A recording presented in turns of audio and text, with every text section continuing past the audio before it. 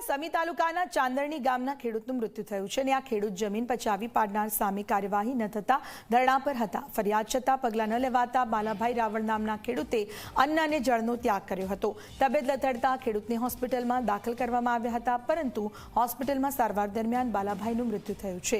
મૃતક બાલાભાઈની જમીન 3 શખ્સોએ પચાવી પાડ્યાનો આરોપ હતો અને પોતાની જમીન પાછળ મેળવવા તેમણે કલેક્ટરની રજૂઆત પણ કરી હતી, જેમાં તેમણે સુરેશ ભરવાડ, હિના ભરવાડ અને દેવરાજ ઠાકોર સામે આક્ષેપ કર્યો હતો।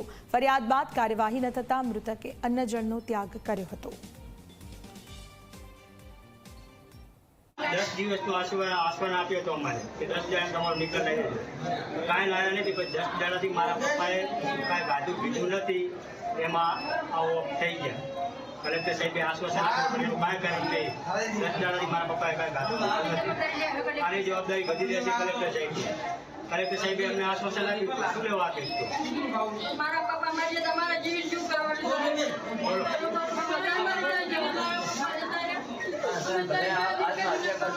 અમે આજતા અત્યારે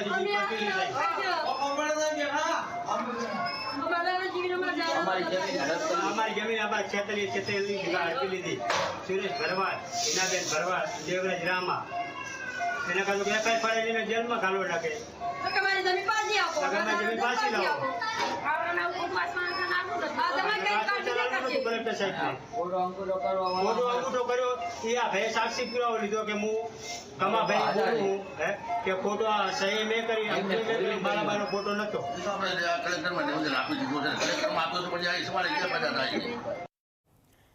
સુરતના કાંસલ